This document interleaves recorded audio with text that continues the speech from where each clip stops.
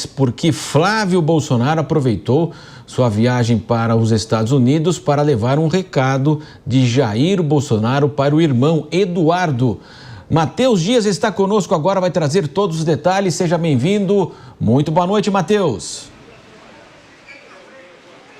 Marcelo, boa noite para você, boa noite a quem nos acompanha. Pois é, entre os muitos pontos que Flávio Bolsonaro aproveitou nessa viagem que fez aos Estados Unidos durante o recesso parlamentar, um deles foi para encontrar o irmão Eduardo Bolsonaro e passar um recado que, segundo ele, foi dado pelo pai e ex-presidente Jair Bolsonaro. Depois, então, de visitar Jair Bolsonaro na sede da Polícia Federal, onde ele está preso, ele teria pego esse recado e retransmitido agora nessa viagem.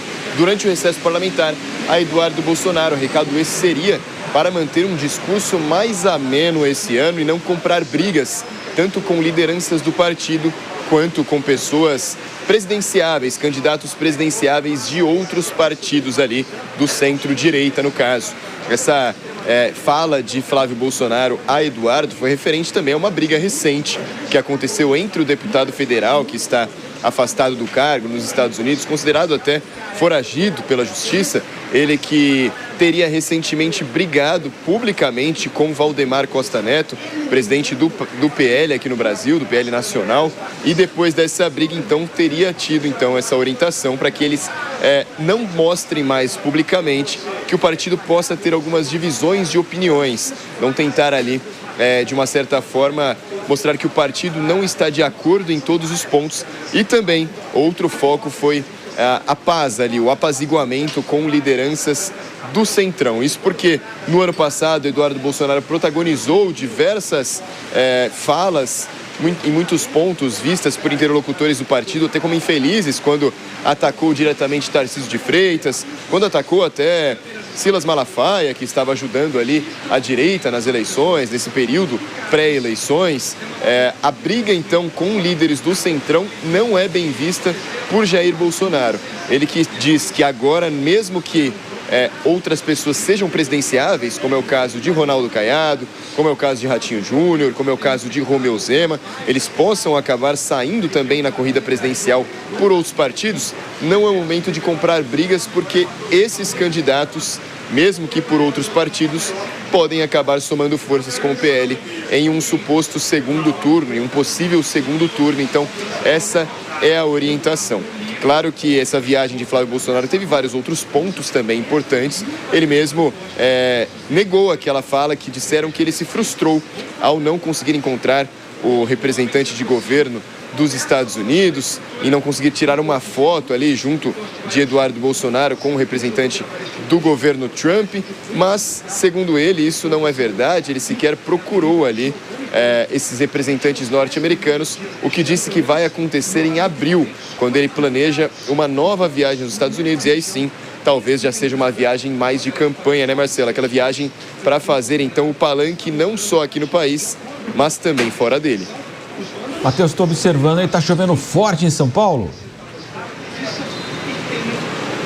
Pois é, viu, Marcelo? Está chovendo forte aqui. Nesse local onde a gente está aqui mais próximo à região central, eu pelo menos não vi nenhum foco de enchente aqui, mas por vários pontos de São Paulo, a Defesa Civil, inclusive, já alertou aí pelos celulares que realmente o estado é de atenção.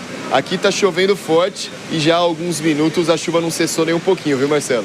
Recebi aqui no meu celular também, como você falou, né, esse alerta da Defesa, portanto, de chuva forte. O Matheus Dias, daqui a pouco, sob chuva, sob sol, voltará aqui aos Pingos nos Is, trazendo mais informações. Quero ouvir o Henrique Kriegner. Kriegner, evidentemente, aí a moderação, aprecie com moderação a partir de agora as críticas. Exato, agora o clima é de parcimônia justamente porque o próprio Flávio tem construído essa imagem, Matos, de ser, como ele disse, né, o Bolsonaro mais tranquilo, uma versão aí mais tranquilo, mais centrada, que não quer dizer de centro, mas mais, vamos dizer, ponderada aí, de toda a sua família, e inclusive do seu próprio pai. Então, nesse sentido, ele precisa combinar justamente esse jogo com o seu irmão. Vamos lembrar, Eduardo Bolsonaro está nos Estados Unidos impedido de voltar ao Brasil, claro que não oficialmente, mas existe uma ameaça e uma possibilidade dele ser preso caso ele volte para o Brasil, e ele está ali debaixo do de fogo de todos os lados, né? Do judiciário, por parte aqui da Câmara dos Deputados, por parte até de pessoas da direita, tantos outros que estão indo contra Eduardo Bolsonaro e que Eduardo Bolsonaro tem revidado também. Isso cria um clima de animosidade que não favorece a imagem de Flávio Bolsonaro como um líder articulador, e sim favorece como alguém que pertence a esse clã isolado, que é o que a grande mídia e muitos políticos querem pintar, né? De que a família Bolsonaro é esse clã de extrema direita, que é uma classificação, por exemplo, que eu pessoalmente discordo absolutamente.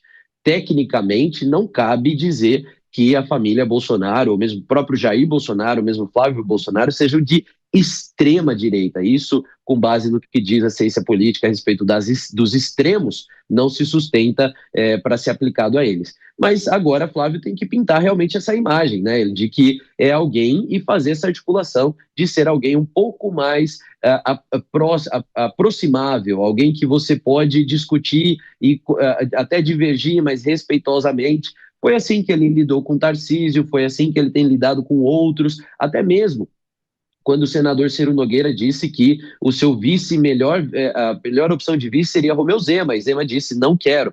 Flávio Bolsonaro poderia ter sido enfático, mas ele foi ali amistoso, ele disse, olha, claro, é sempre um quadro muito bom, mas o próprio governador Zema tem o seu próprio trajeto, e ele vai seguir sua própria história, e ele é um aliado, com certeza, muito bem-vindo para somar. Então ele foi bem diplomático. Essa imagem ele precisa combinar muito bem com o Eduardo, senão muita coisa pode se perder no próximo tweet do deputado.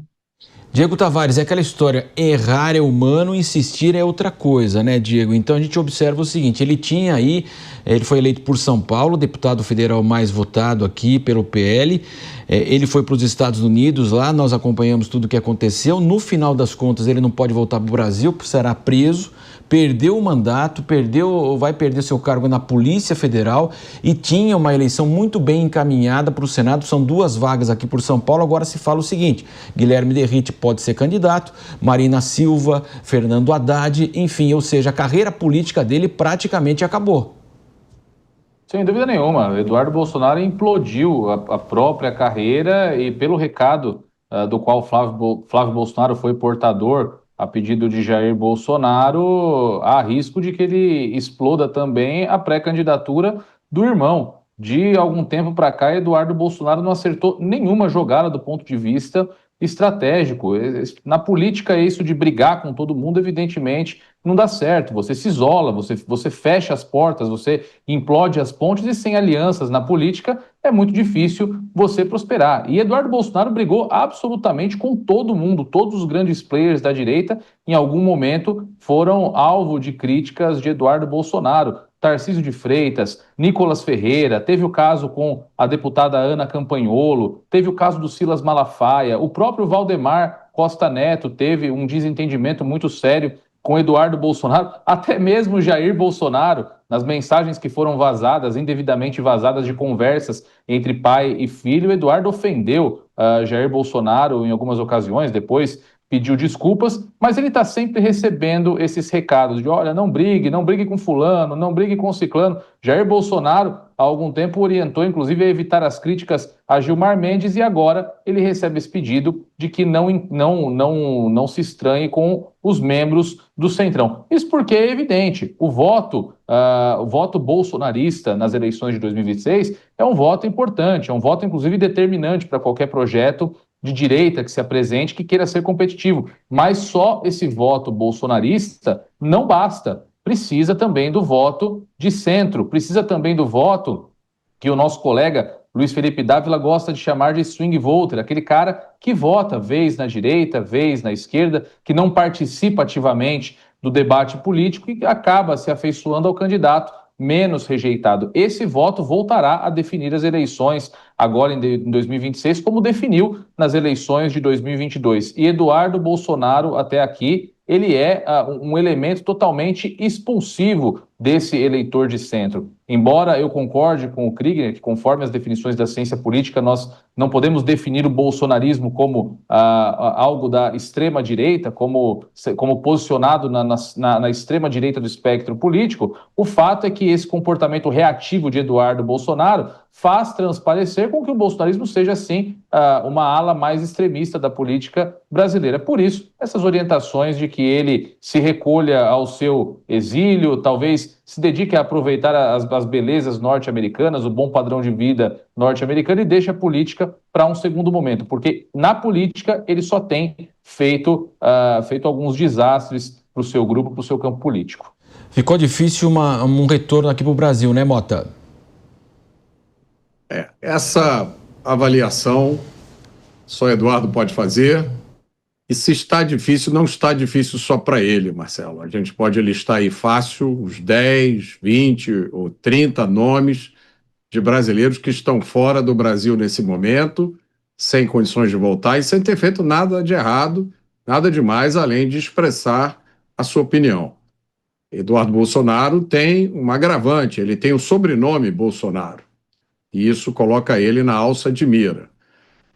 Eu achei interessante essa notícia, porque, segundo aliados, o senador Flávio teria dado ao irmão mais novo orientações para que ele não entrasse em confronto com o Centrão. A informação veio de aliados. Imagine se viesse de inimigos, né? Eu não sei se isso aconteceu mesmo, mas se aconteceu também, não vi nada demais. Flávio e Eduardo têm personalidades bastante distintas.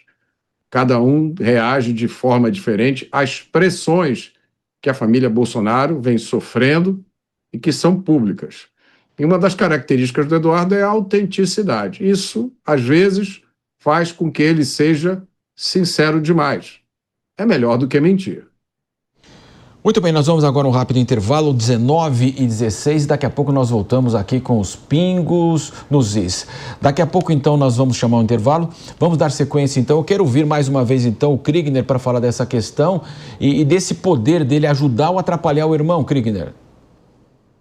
Exato, o Matos. Acho que tem um ponto aí que o Mota tocou muito bom, que é a questão da especulação, né? As informações, elas vêm por terceiros.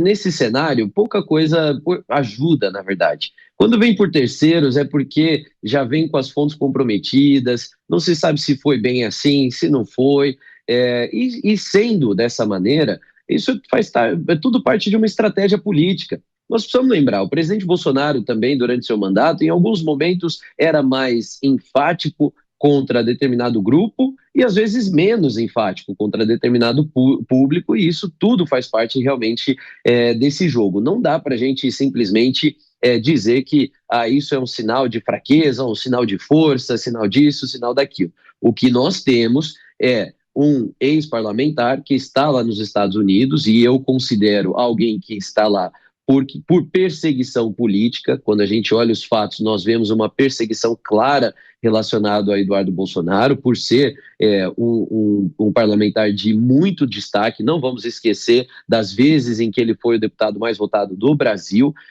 pela articulação internacional e tudo mais, tudo que ele conquistou ao longo dos anos. Nós temos esse parlamentar que hoje já não tem mandato, que hoje já não tem razões políticas, entre aspas, para colocar papas na língua. Porém, nós temos o seu irmão aqui pleiteando o cargo de presidente da República e também ainda sujeito a grandes interferências do judiciário brasileiro. Eduardo já está lá nos Estados Unidos com o seu visto, com a sua possibilidade de permanecer ali, e está mais blindado.